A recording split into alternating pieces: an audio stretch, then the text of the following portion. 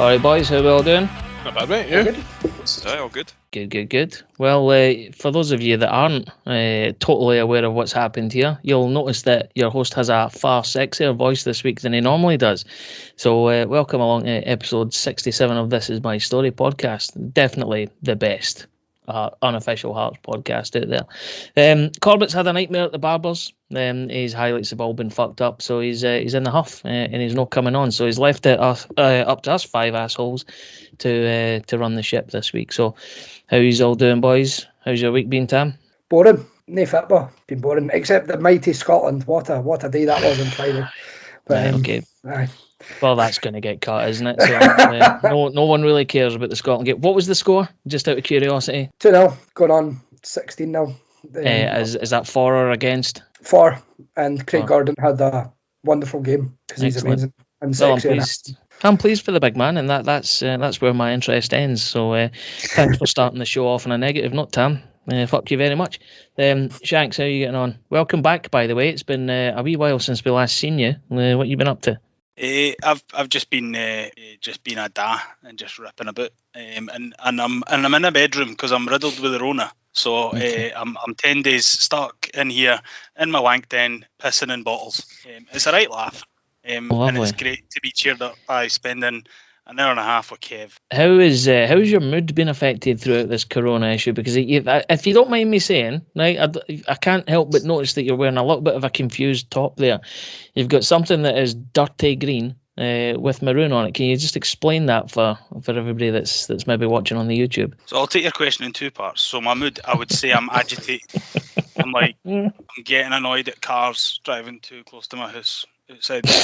Like a fucking Labrador on heat. Second part question. This is my Craig Gordon saved the penalty, Kieran Tierney stopped the follow-up. So it's a bit of a Scotland strip, really. That's what it is. And just exactly, if you're going to be a Brazilian football specialist from now on, is that what's happening here? I'm Brazilian football daft. I've actually got 3 Brazilian football tops, and I'll do a feature on it in coming weeks. Magic. All right, good stuff. Right, we're going to. You look a bit like the Brazilian Ronaldo, to be fair. Thanks for the steamroll, Tam. We're going to go from Brazil, our Brazilian football correspondent, to our Italian football correspondent. Brads, welcome back. How have you been? I'm good, mate. Aye, good. Just dodging away, same as Shanks, although not with the Rona and getting annoyed. But aye, I'm doing well. You got a strong beard game, I've noticed. I'm pretty sure the last time I seen you didn't have that much of a healthy beard on your face, and that's gonna become an interesting point of chat over the next couple of weeks. But we'll talk about that one later on. So, right, glad to have you back, Kev. How are you getting on? Shite. Right, brilliant. We'll leave that there then. Right, yeah. There's no point in pulling everyone down with your horrendous attitude, Kev. But never mind. Thanks for joining. Well, as I said, we're back for episode 67. God, who'd have thought we'd have lasted fucking 67 episodes, eh? I, for one, I'm shocked. If you want to reach out and tell us how brilliant we are, you can do that on the socials. You can reach out to us on Twitter at ThisMyStoryPod. You can send Shanks a picture on Instagram because he's the only one that looks at that account. So that's at This Is My Story 1874. And if you want to send me, the most important guy here, an email, you can do so, admin@thisismystory.uk. We have had a few things into the email inbox this week. If we've got time later on, I might read those out. But there's quite a lot of embarrassing photos of Corbett have been sent across, so I'm just figuring out a way that we can share them with everybody. But it's good comedy value. So what we'll do is we'll start by going over to Kev. Kev, you had what's the feature called? Kev Mckenna's players, or Kev Mckenna's players. You had 3 that you done last week, and you put one out in the socials. We're not going to gloss over the fact that you made an absolute Ricky Hunt of it. So if you can talk through your thinking on that, and then give us this week's ones, please. There's not so much thinking about it. If there had been thinking, then the likelihood is I would have made a rip roaring James Hunt of it. I had actually been watching some video, probably one of Amoruso runs videos on YouTube. I seen the player himself score the goal at Parkhead, and then realised that the one I was talking about was actually the wrong game. So, yes, I shanksed it. It happens to the best of the Shanks. See, somebody's kept that up while I've not been here. Aye. Felt like I could. I should take the mantle from you. But last week's Kev Mckenna's was another Jambo who lived the dream of pulling on the jersey. Scored a belter in the 2-2 draw at Parkhead, and was a regular in the hairdressers getting his highlights done. A number of people got it wrong, mainly because I made a bit. Exactly. But the right answer should have been Scott Crab. So I promise that this week I will do better. I think is all I'm going to be able to say today. All right. Can I also clarify the highlights thing?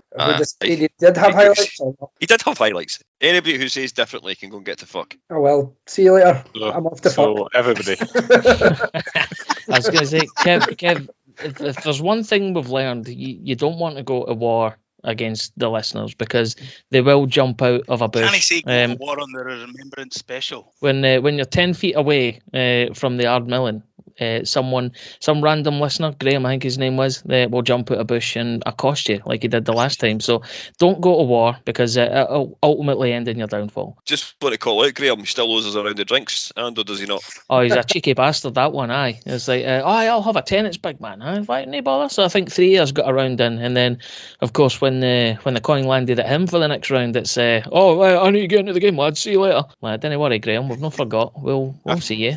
I think we all know somebody like that as well, do we not? I don't know. No one on this podcast. Whatever direction he's in. Aye, his name begins with T and ends in Almost Fraser. So, there he is. But this week's Kevin Mckenna's, I will give you, as I always do now, 3 clues to the individual themselves, and I'll go around the room and see if we can get the right answers. Tam, I've actually done 3 that you should get. All right. So go to Shanks first, please. Thank you. No, I wouldn't do that. I wouldn't do that. I also done one for Corbett and then find out he's not actually here. So I'll do this one for Corbett in his absence. He joined from Gillingham, a winner of 3 Scottish Cups without playing, and now coaching in the northwest of England. So that's your 3 clues. And I'm going to go to... In fact, I'll go you first, Tam, because you look like you've got it. Does he? No, I think Coach Northwest would be... No, because he's moved to Falkirk, so it's not Danny Granger. Nope. Oh, no, I'm out. Sorry. You're out. All right, no worries. Shanks? I had Danny Granger. He also played in the Scottish Cup, didn't he? So go again, Kev. What was it? So joined from Gillingham, a winner of 3 Scottish Cups without playing, and now coaching in the northwest of England. Well, Bobby Zamal, is it? It is not. So Can I say who came out well. with Danny Granger for that? Danny Granger fucking scored a goal in the cup final. I know. I just went for the. I heard Scottish Cup and I heard Corbett's Coach got Northwest England. You shat Yes. it, aye. Yes. He's going to be laughing his ass off, and none of us are going to be invited back for this. Exactly. Corbett's so going to be on the pod next week by himself. Aye. I'll go to Brad's because Brad's is going to save the day. Tell us who it is, Brad.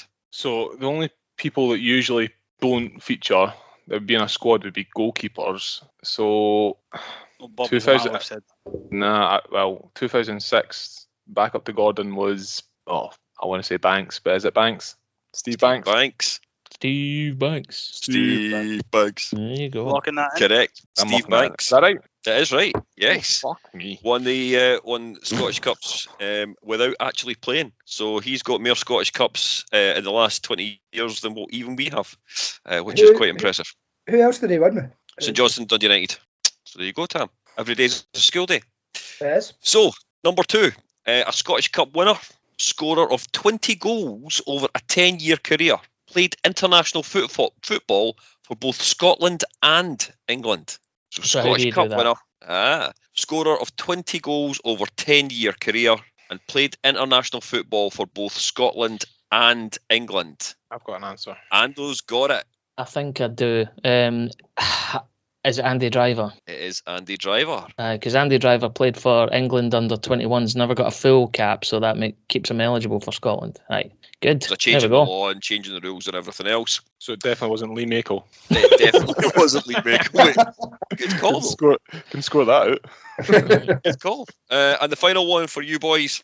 Signed from AEK Athens. A big, ugly defender, and how the fuck did he miss against Stuttgart? You can't get this in wrong. Tam. Sorry, I think my computer's broke, boys. Come on, Tam. Come on, Tam. He signed from AAK Athens. He's a big, ugly defender. And how the fuck did he miss against Stuttgart? Je ne sais pas. Sake. You need to go and do some history or something like that in the football club. But, right, Shanks, you've got it, eh? Carapidis. Nah. Brad's save the day again. See, I think I've definitely fucked this because the only Greek player I can think of now is Zuli, but he was a midfielder and definitely didn't play against Stuttgart. Aye, Takas. No, definitely not. Didn't actually remember he signed from AAK Athens. Didn't have to be Greek. So Ando, tell them who it is. I don't know, Kev. I got the last one right. I'm excluded from this because I've peaked. I can't. Is go it Concalves? Nah. The answer is. Wait. Is it that? I've heard you spoke about this before. Is it Petric or something? Petric. Goran Petric. Goran Petric missed an absolute sitter against Stuttgart, and I still can't understand how the hell he missed it. Home or away? Home at Tynecastle. There you go. Well, cheers for that, Kev. That's all right. All that's done is contribute loads of silence from Tam as we see the wheels turning in his head, and he's just not delivered very much there. But aye, cheers, Kev. As I said already, you've got one that we'll put out in the socials over midweek or something like that. Cool. Cheers. What's that you're opening now, Ando? Well, I'm glad you asked, Kev. This is one of my 3 out of 8 cans of craft beers that I just got from Beer 52. Beer 52? Never heard of them. How did you get involved in that? Well, I went to beer52.com/my story, and all I paid was £5.95 to cover the postage and packaging, and I'm now part of Beer 52, which is the world's largest beer club. And one of the benefits of that is that each month members like me are sent a case with a different theme. I've been a member for a few months as well. I've had beers for all over the place. Like past themes have included like Belgium, Korea, California, New Zealand, Germany, Melbourne. Like I've had a beer for Arno Zoom, Daniel Stendhal, Perry Kitchen, Patrick Cosnorbo. It's been class. Does sound interesting. Anything else you get with it? Yeah, aye. So it comes with a magazine and 2 snacks every month. And guess what? You don't like dark beer? Then choose the light option. Plus, you can pause or cancel at any time. All you need to do is go to beer52.com/my story. And as I say, pay the $5.95 postage to get all of this right now. Sounds good. Like a class deal to me. Aye, it does sound good. We got that on the website? Yes, we do. So check it out, beer52.com/my story. Magic. Take a look at that later on tonight. Right, cool. So, headlines this week. Well, let's be honest, there's not a great deal to shout about. Obviously, the week has been ruined by the fact that the Scotland international team have been playing. But probably one important or a couple of important things to talk about. Number one, as we record this, it is very late in the day on Remembrance Sunday. So, I think, Kev, you were at the Remembrance Day celebration is the wrong word, but the Remembrance Day service at Haymarket today. How did that go? Aye, it was. It's always a very sombre day, but I think Andy Prime, who's the class as a chaplain for Hearts Football Club, actually puts a really good service together, bringing in football as well as what the whole event is about. And for me personally, I think what Hearts actually do on Remembrance Day is just absolutely fantastic. I've been going to this particular service, started off going with my grandfather when I was only 5 years of age, and we did it as a thing, just the two of us together. And I've just continued that since my grandfather passed away. So to be there today, after missing it last year, I think it was maybe about 500, maybe 600 fans or family members, however they wanted to look at it. And as I say, Andy putting a really good sort of service, bringing in the fact of Souttar getting picked for Scotland, for example, and going away. And the biggest worry we would have is maybe coming back injured.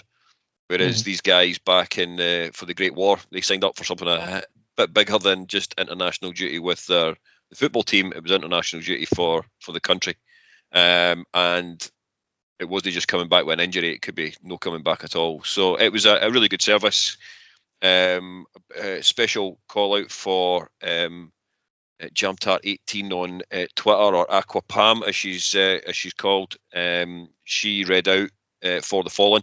She's done really, really well with it. And also call out to someone who's been on the podcast with us, Jamie Walker. I know Jamie's not the the guy to usually stand up and speak out in public and such like. But Jamie done really well with a sort of a little bit from not just him but also the rest of the players and what today actually meant in regards to the club and what it meant to them as players. So it was a good service, and I know that there was a young lad sort of fainted at the service today. I just hope he's all right. I've not heard anything more. I think he is all right.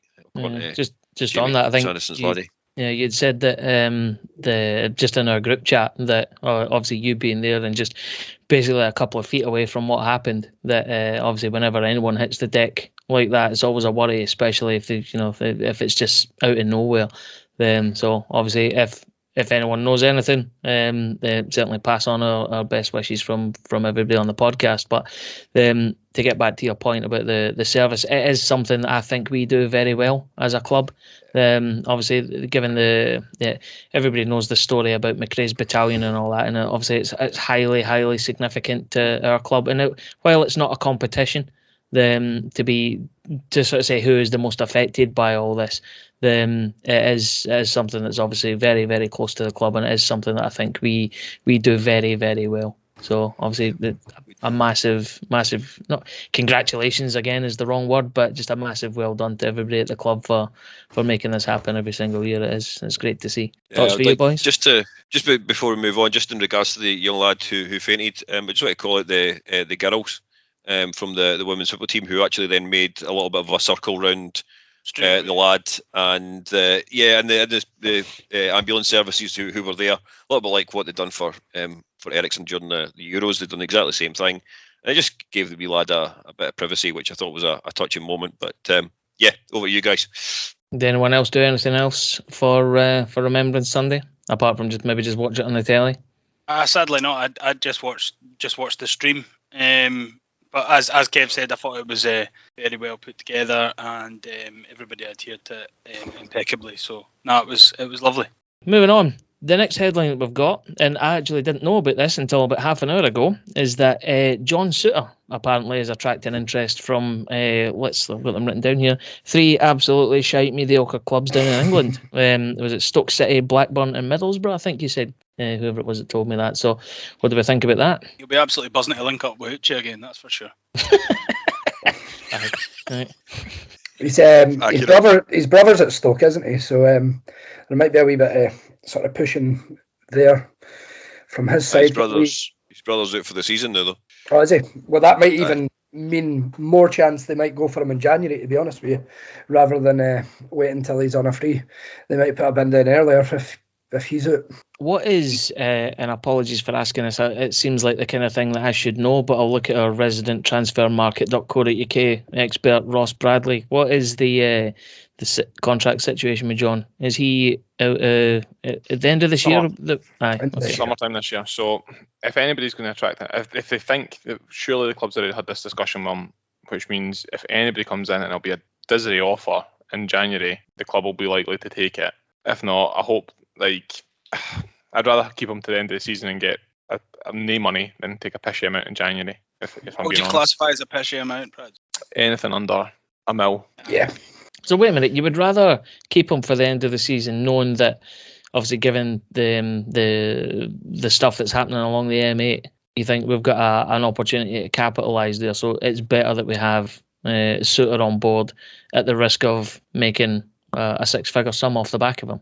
You think that's a risk worth taking? Absolutely. I think, well, the European offset of that, if we could get European football, would be more than that anyway. So you got to kind of weigh up your options there. Do you risk him walking out the door for, let's say, clubs like that will come in for some pish. Let's say they're only going to offer 750k. Why would you take that when you have the opportunity to make much more than that in a European stage? So more chance of staying in that if we do have European football as well, essentially, isn't there? What do you feel about this debate online then, that he is just something, they should sign a deal with us and then move for a bigger that was going to be my next question, which is you would like to think that Savage, being as astute as he is, and obviously we've seen his track record of signings and the way we've done business since he's been in command of things, that you would have to think that contract negotiations or contract extensions must be at some sort of advanced stage, because midway through November now, 6 weeks until he can actually just go and speak to someone else.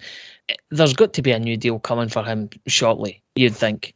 If his agent's savvy enough, his agent will hold him off for as long as possible. They're only driven by one thing, and that's obviously going to be the finance of things. Yeah, commission. Yeah, so they'll keep him to the 11th hour and before they sign a contract, and that'll be it basically. We'll have him or we won't. Kev, are you going to jump in there? I was just going to say I do like that idea that we effectively sit down with him, and we've already had that sort of chat with Savage and how astute he is in dealing with these kind of situations.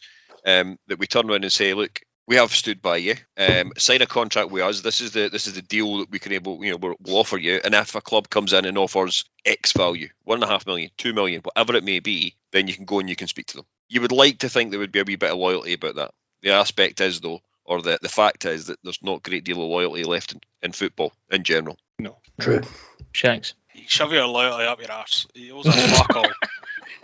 He's absolutely turned it around. He has sat and watched, I think, something ridiculous. Like, it's not like 3 or 4 seasons worth of football since he turned professional, sat on the injury table. He will quadruple his wages just sitting on the bench in England. As long as he moves for the right reasons and he's going to go and get a game, and wherever he ends up, then I don't think we can hold it against him. As Brad says, it would be nice to get decent amount of money for him now, but I'd rather see him go down there for 750k than walk away to Celtic for free in the summer. No, he's not going to go to Celtic. Absolutely not. That's just not going to happen. It's like this always seems to be something that rears its head. Remember when Aaron Hickey was going to Celtic? That never happened, did it? Then John Souttar's not going to go to Celtic. I don't think the club will allow that to happen. I reckon they'd sell him to someone else before they let him go to a rival like that. We need to stop being biased and think that the laddie's career's been hanging by a thread numerous times. If he wants to go and make something of himself in England, then now's his time. Hopefully, hopefully we can retain him, and we've got the funds to do that. But no hard feelings at all. I do think that we will be exposed. Obviously, we've got Taylor Moore in there, but it just takes one injury and then our formation's a wee bit crocked, isn't it, if we do lose John? So it'll be nice to see if we've got somebody in the wings waiting to come in. I'm sure Savage will have something in the sleeves. There's also the other bit about it as well, is that, and just to your point about injuries, how many times has he had a severe injury? Like, this is the one that he's just recovered from, I think, is his 3rd or 4th major injury. And as my old granddad used to say, my balls are hairy, no crystal, right? So we could sign him on a massive extension, on a decent wage rise, and then all of a sudden it gets crocked, and then that's it. Your resale value is up in smoke again, and then it's the same situation that he's been in before. So I think you have to have one eye on the fact that obviously his ankles are made of eggshells, or previously have been in the past. I think that's something that might factor into the club's decision. I don't know, just a talking point, but fair enough. Anything else you want to say on the John Souttar situation before we move on? I'll be absolutely gutted if he leaves, to be honest with you. I do like the guy. He's got a bit of swagger and attitude about him this season. It's like, this isn't to say that I haven't enjoyed him on every other season, but I think he is walking with the chest puffed out this year, and it's good to see. So I'd be gutted as well if he left. He must be like our 2nd top goal scorer, or 3rd top goal scorer this season as well. I think he was until a couple of the weekend there, yeah. I was just going to say, if it wasn't for Gordon, and he's, you'd be lucky for getting that 2 years tops out of Craig. Future captain in the making, but I just don't see us holding on to him for that long. So fair play to him. We'll wait and see. Any other headlines you want to cover? One thing I did enjoy this week was the melt. I won't dwell on it too much, but it is certainly worth pointing out, is the meltdown that's happening along the M8 at Ibrox. That's I think some of the stuff that's been on social media. I think Corbett's been out throwing bombs for I think pretty much every day solid since that news broke. But it's a good laugh, innit? And it's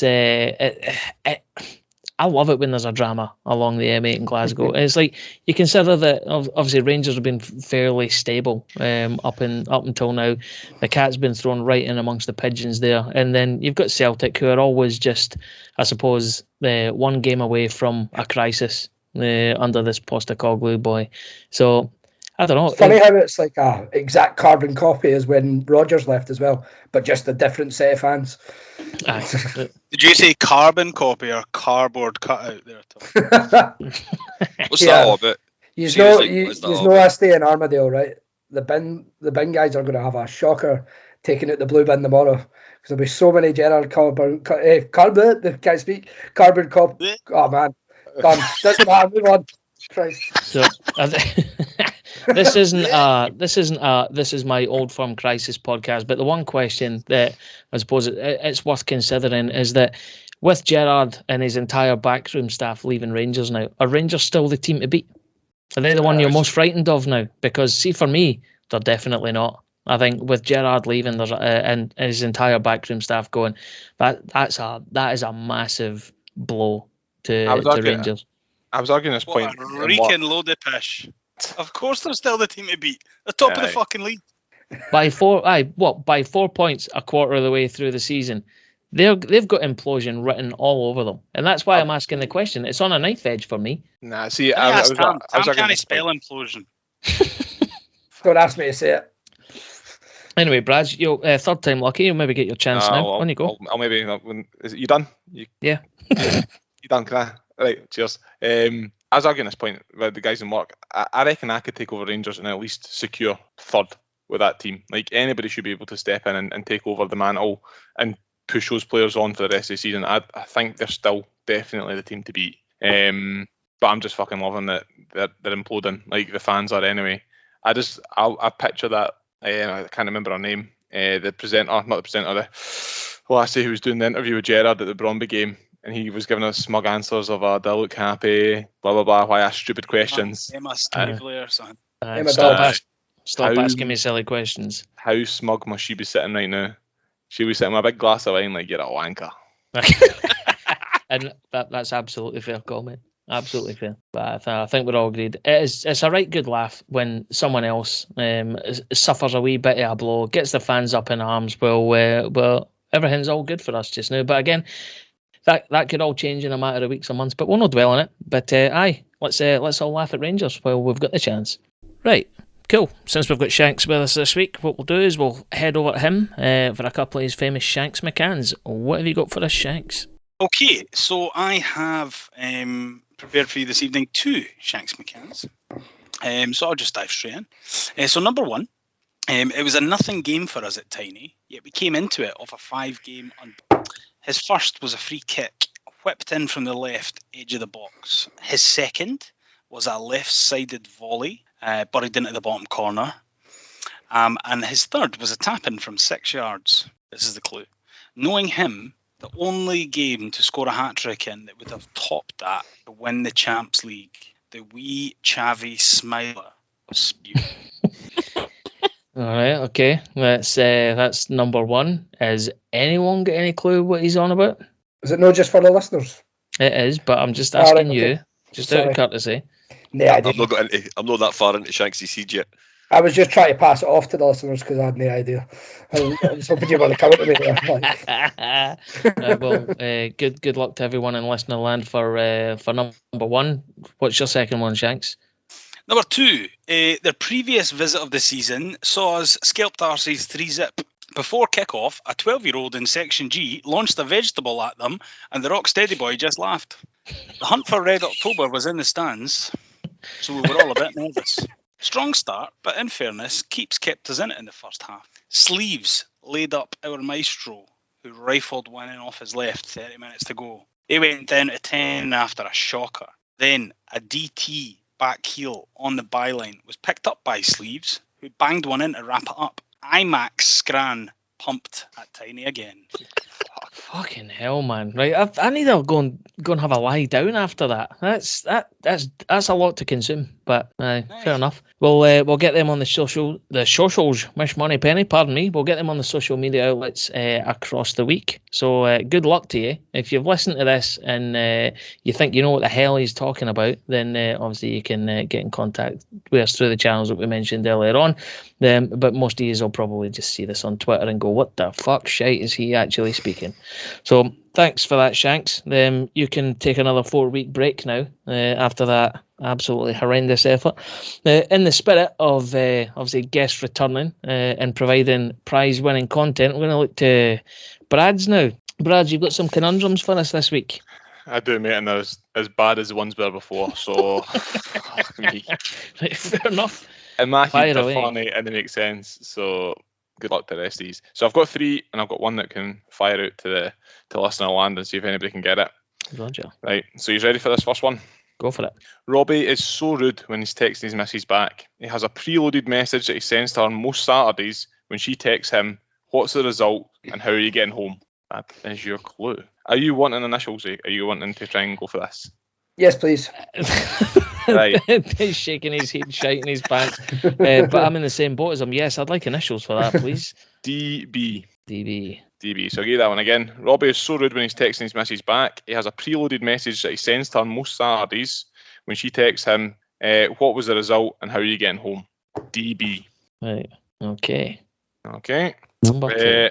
Remember, the clues are all in here, so both the first name and the second name. I'm trying to be good here. Right. Scherzinger wasn't happy that my daughter was kicking off in the restaurant. I managed to calm the wee one down, but I went over to say to Sherzy, don't worry, blank. NT. Sherzy wasn't happy with my daughter kicking off in the restaurant. I calmed the wee one down and went over to Sherzy's table to say, don't worry, blank. NT. D was it? Yeah. Tantrum. That famous Hearts player, Nicole. All right. Listen, yeah, Shanks, you're closer than you think. Right, last one. Corbett went on Love Honey to spice up his sex life with when he was going out with cousin It from the Addams family. But it didn't end well. He ended up with this. I'll say that one again. Corbett went on Love Honey to spice up his sex life when he was going out with cousin It from the Addams family. But it didn't end well. He ended up with this. HC. Here comes. You want to try and...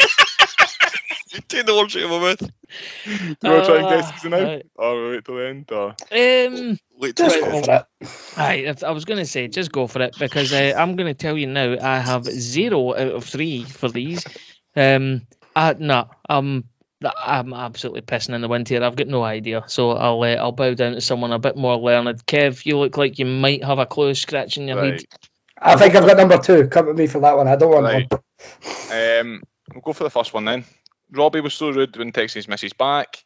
It has loads of preloaded messages. This is his most common one, and it's to the response of, what was your result and how are you getting home? So Kev, this is your era. I've got it. It's Drew Busby. Drew, bus, bye. Aye, there you go. Drew Busby. Shit, I've only just got Not that new. Darren Barr. Aye, definitely not Darren Barr. It was I just thought when he'd you said put a bar on his phone, like when you lose your phone. the bit that gave it away was like, what was your result today? We drew. Right. How many Drew B's are there? There's only one. That's the infamous Drew Busby. Millions and loads of points for Ando, so cheers. Drew, bus, bye. Right, there we go. Okay, Sherzy wasn't happy with my daughter kicking off in the restaurant. I managed to calm the wee one down and said to Sherzy, don't worry, blank. Tam. Nikolai Todorov. Anyone, Nikolai Todorov's Todorov? off. I got it wrong, but that's fine. Don't worry, Nicola, I told her off. So the last one. Okay, Corbett was on Love Honey, trying to spice up his sex life when he was going out with a cousin It from the Addams family. It didn't end well. He ended up with this. HC. Shanks, have you got this? Fucking happy clap. No. Kev? I think it's Harry Cockring. Yeah, we ended up with For Harry God's Cockring. sake. I ended up with a happy clap. A Harry Cockring. There you go. There's a show name for you if ever you needed one. Exactly. Harry, right, okay. I do have one for the listeners, but we can maybe do that at the end. No, fire it away. We'll Right. do it now, because we've So only much got one more homework for feature the after listeners. this. So. I know, this one will be alright for you. Wee South African McCarthy, the Blackburn legend, ran past and knocked me over. BB. Easy. I was going to say, I'm not going to spoil it, but that is easy. You should have put that in the main one and something else. Aye. I didn't Shanks, want to get absolutely horrible ones. Shanks could have got some points if you'd put that in for us. But I like how you treat the listeners gently, but stick it Look at right up us. Aye, Look at cheers, Shanks Brad. trying to remember when Barry Bannon was playing for us. That's what I've put. Barry Bannon never shot past anybody in years. He got done for drunk driving. Allegedly. Right. Then we've got one final feature to go. But we'll preview the Motherwell game first, because obviously Motherwell away promises to be one of the biggest games so far this season. And I think that probably because everyone on the pod, bar Shanks, is actually going to manage along to it. So it certainly should prove to be a good one. So, Tam, what's your thoughts going into the Motherwell game? Are you nervous? Are you excited? Are you absolutely bricking it? Because I think the last couple of games you've been the voice of doom. Are you swinging around here and being positive? That has not changed. Still the voice of doom. I think it'll be a tough game, to be honest. Motherwell, they're a weird side this season, aren't they? They kind of go and runs not doing very well, and then have a wee shock result. I know they beat Aberdeen obviously last week when they were in the wee bit and up as well. So it'll be a tough game, but you know what? We've said it previously. We go out and play our own game and really take the game to them. There's every chance it could be, to use the phrase again, a shagging. But we'll wait and see. All right, cool. Shanks, what would you change? Obviously, you were there. We sat next to me at the game. The last home game we played. I take it you were quite impressed, given the fact that you left with 10 minutes of the match still to play. You considered it in the bag and were home and hosed. So on that basis, what would you change for the game against Motherwell, if anything? So just to clarify, you'd had about 3 bottles of rum with Kev before the game. I seen the final whistle at the bottom of the stairs. So once again, you're slaving in pish. I would only change a fit Boyce if he's fit. Other than that, not a thing. And I know that you and Kev had a good debate about why Woodburn never started in the middle given his presence. And then Robbie clarified that in his post-match about all the agility that we talked about with Ginnelly being able to get in behind the big men. So I don't know. I've not really followed Motherwell this season, what their 2 centre-halves are looking like. I think that was a bit of a game plan tactic against United versus Mulgrew and whoever the other boy is. Edwards, is it? But I don't know what the two boys at Far Park are like. But again, it'll be interesting to see how that plays out. So as long as Woodburn wasn't one of the 2 that hit the deck today at the ceremony, because I've seen that on socials. We'll see if he's going to be fit for the weekend. But if Boyce is back, then we'll probably just revert back to the usual scenario. And I think you'll see Ginnelly and Woodburn there. I wouldn't touch anything else. You don't want McCann? Sorry. Yes. Well, that's interesting though. Actually, could you drop Ginnelly and Woodburn after the performance? I'd keep it the same, to be honest. I wouldn't even bring Boyce in if he is fit. Well, we can discuss that when we get to your turn, Tom. It's already been my turn. Right, well, it was that good, I never even remembered it. We'll move on to Brad's. Obviously, you and I have attended a few Motherwell aways, and it's always great fun having to pull Shanks out of a bush. So my question to you is it your round for the Dragon Soups on the train this time? I think it might be. That's what I'm most looking forward to. And now that I've been told it's a 2-hour journey, that's a 4 hours I'm going to be on this train drinking. That's going to be amazing, isn't it? Aye. Anybody listening, if you do drive a bus and you'd like to pick us up, please reach out to Ando or Shanks or Corbett and let us know, because this train situation is going to be a pain in the arse. However, back to the team. I wouldn't have Boyce in my team either. I made this point to you guys a couple of weeks ago when they played after the Dundee United game. He's too central a figure, and it's almost becomes the focal point. It's very easy to defend against because everything has to go through him. With these 3 being interchangeable, you can put Woodburn through the middle, you can put Gino through the middle, you could put Mackay through the middle, you could put Mackay Stevens through the middle. That makes it so unpredictable and hard to defend against. That is what would drive defenders insane. If you have Boyce, you know you're just going to stick that. Is it Mugabe, the big centre back from Motherwell? Pass. Mugabe. You just put him man mark him. He is, and then it almost nullifies our attack. So no Boyce for me. Same team. Go. Not even Smith. If Smith's fit either, I'd keep Moore on the wing. And I agree with that as well. As I've long been an advocate of don't change a winning team unless you absolutely have to. And barring any sort of disasters between now and Saturday, we won't be in a position where we have to change that winning team. So for me, it's the same team that starts that did the other week there. Kev? Yeah, I don't disagree. The ability that the front three have of interchanging makes defending against that much more difficult. The Motherwell usually set up with a back 4, if we're pulling them left, right, and centre, then it gives other players the opportunity as well to come through. And if we go back to last week's sort of review of the Dundee United game, we spoke about how Cammy Devlin was actually making those runs and actually having shots on target, and he was taking those chances. I think it was you, Ando, that said, it was 5-2 going on 7 or 8. If we just had a little bit more luck, maybe a wee bit more composure in front of goal, we probably could have scored another couple of goals last Saturday. So for that point of view, I think the opportunity to actually play Motherwell with those 3 up front, and have boys on the bench, if things don't go well, bring them on for the last 30 minutes, 25, 30 minutes. And we say it all the time, if he doesn't start, then when he does get the chance to come on, he has to do something to generate. This conversation is about assuming that Boyce is fit.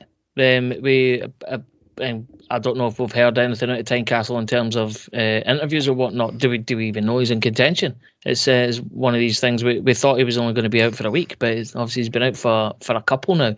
And we don't need to rush him back. If it's one of these niggly injuries that perhaps is better seeing him sit out for a couple of weeks, why not do that if we've got the personnel that can stand in for him? Kev? We did. He was in training with the guys on the Friday before the Dundee United game, so there was a good chance that he was going to play on the footage that I've seen on both Instagram and on the news. So there was a chance. So I think you're right in what you say, is if it is a niggly injury, the fact that he's actually probably not kicked a ball for the last week will probably help him as well. But it still goes back to the same point.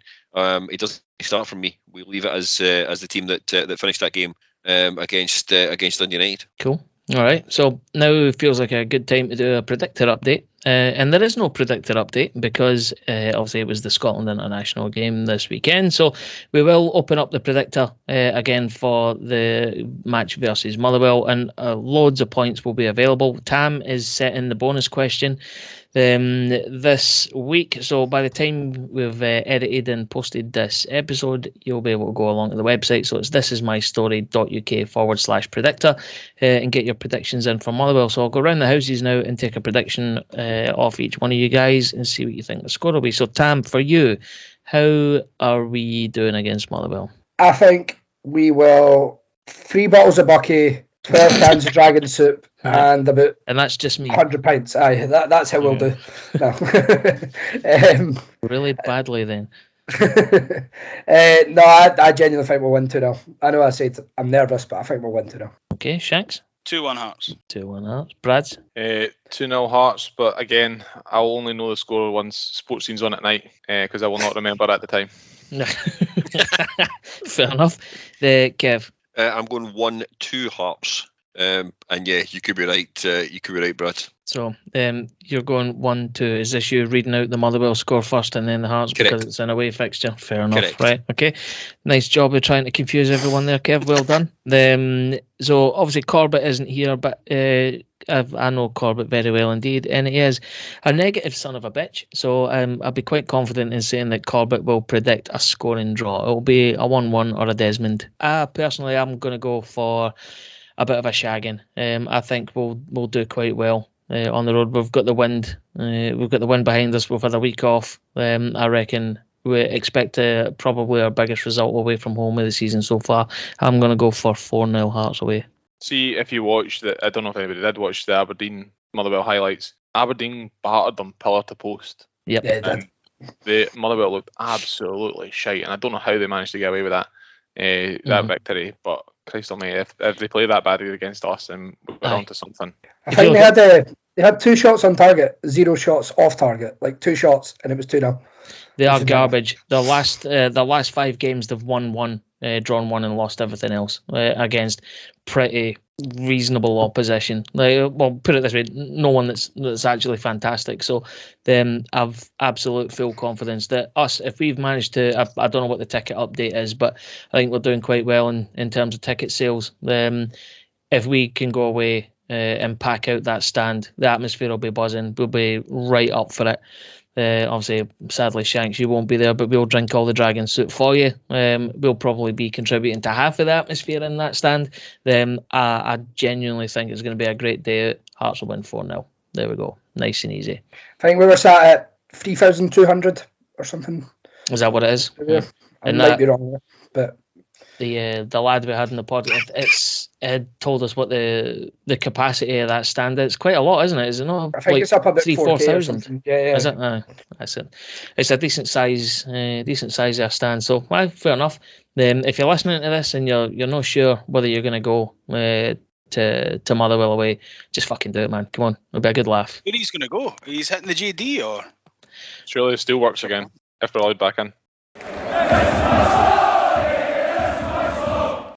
All right, cool. So obviously we'll do a full review of the Motherwell game next weekend, and we'll see what the scores on the doors are. So one more feature to do before we wrap it up for the night. So Tam, I believe you're going to bring us an episode of a favourite. So over to you. Yeah. So we got this feature from good friend of the podcast, Craig Cairns from the Terrace podcast.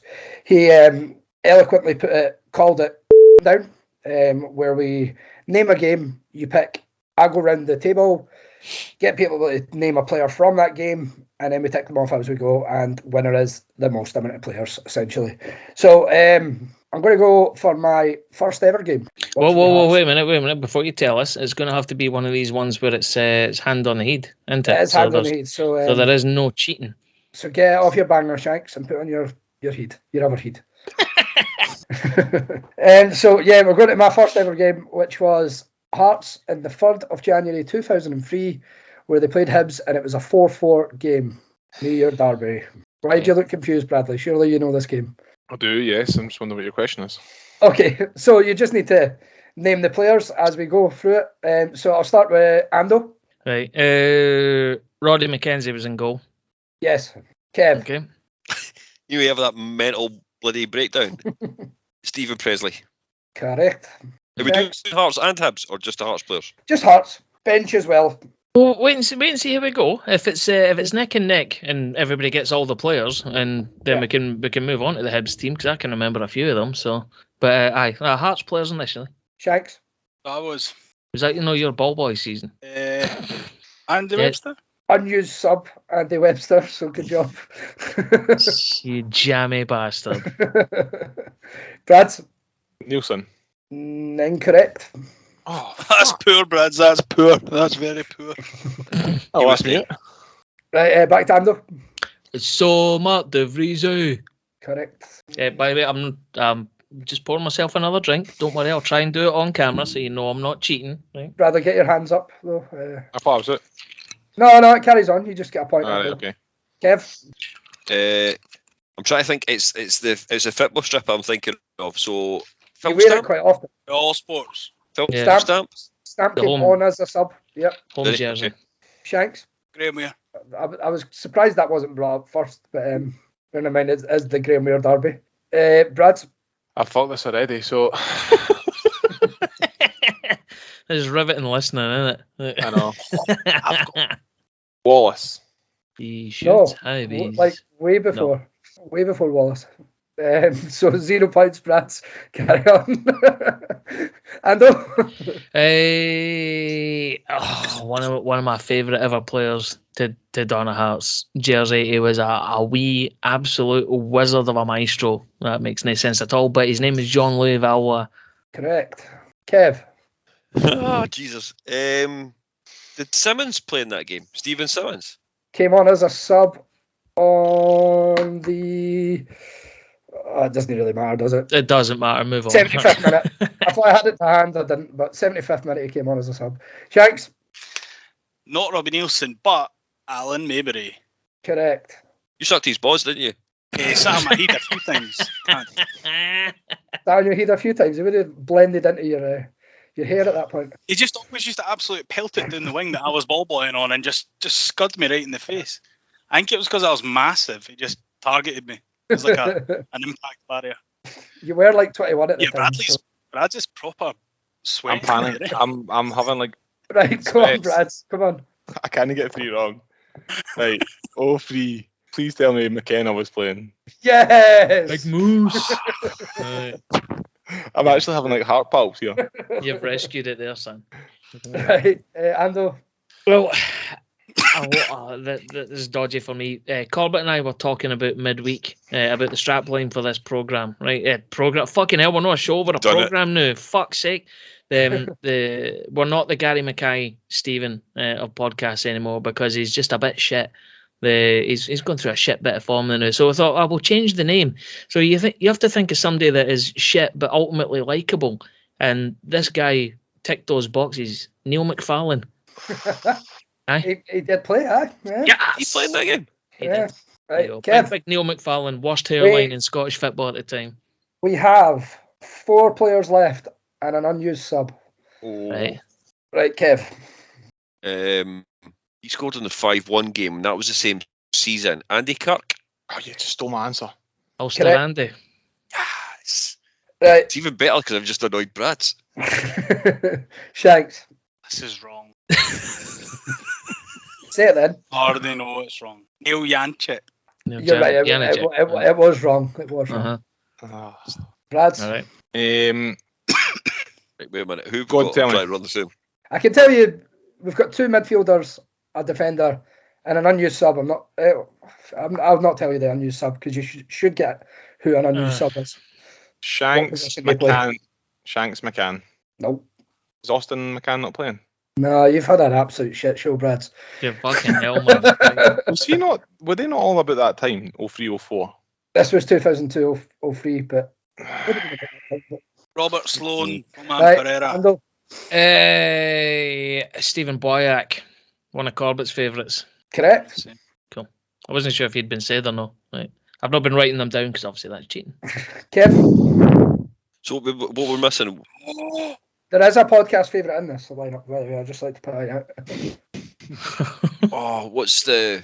You said there was still a defender. I think we played in that I game. know the defender. Oh, Stefan Mahe. Fuck off, Kev. Correct, Sorry. Kev. I was going to say that. Kev, you smashed this. And Ando 5-5. Shanks to get either the last player or the unused sub. What part of the park? Midfield. Fuck off, you're not getting a clue. I'd already said there was 2 midfielders and a defender, Oh, and he okay. said he got the defender, so... Fair enough. Oh, I already know this is wrong. Scott Severin. Correct. Oh! I literally had that one loaded. I think I know the unused sub. Got me a keeper. Craig Gordon. No comment. Who just said that, you bastard? Kev just said that, but he skipped his turn. So that's got to be a point deducted, you would think. Did you hear it, Brad? Yeah, let's go for it was Steve Banks. Yes. Craig Gordon. Never mind the fact that he took my answer. So To be fair, you're on 5-5. Shall we go through? Right, name the... let's do a name the goal scorers then, between the 2 years to work at the winner today. And if you draw after that, I don't know what you can do. You can just... what do you mean? That the Hearts goal scorers? Both teams. Right, okay. Though. Fastest finger first? No, like name one after the other. You can go for that. Okay, fine. Kev, your hands are not on your head. What are you doing? You're fucking cheating. Right, Ando first. Everyone's favourite Tam McManus. Correct. Kev. Mind we've just named... Shields. All right, well done, Ando. You've won the quiz. Hey! Dean Shields? No. Did Shields not score? No, he didn't even play in that game. 13 or something. Derek Townsley, I think, scored the penalty, didn't he? Is that right? You are correct, yes. Aye. And the other one, There the was other another one escapes me. game. Oh. Aye, But Presley I know scored you're for right. us. Yeah. Aye. And Presley scored for us. James and Brebner. Well, I'm chuffed for that. I'll take the plaudits. Thanks very much, boys. Can I just educate myself here? So, Mhm. Scott Severin and Jean-Louis Valois played in the same team together. Yes. Didn't. On more than one occasion. I think Severn actually left that January and joined Aberdeen. Aberdeen. Aye. I think it was I after never realised that. they crossed over. Fucking hell. Aye. Who was Nielsen? Was he injured again? He would have been at Leicester at the time, did he not? No, he didn't go there till... He went Levine was after- still- I'm sure he was. He was I think still Kev's there. right. I'm sure he's away. Oh, Anyway. he was still there. Aye, I think we can probably draw a line there. Is there anything else that anyone wants to talk about or shout out before we call it a night? Clearly, a 12-year-old Brad should have been paying more attention to Hearts and less trying to steal beers out of Shanks' dad's garage. It feels like what I should have been doing. My priorities were all fucked. You've been kind on yourself saying you were 12-year-old in 2003. Oh, actually, you would have been. I was Doesn't 12. matter. Right. I've had a beer tonight. Everyone's having a Rachel nightmare Riley again. on. I think we'll draw a line there. Thanks very much for your contribution, boys. Good to see you again, Shanks and Brads. Hopefully you're back next Sunday at our new and improved time slot. I will speak to you all a week the day. So all the best, boys, and I'll catch up with you soon. Right. See you later. See you later. God, get out.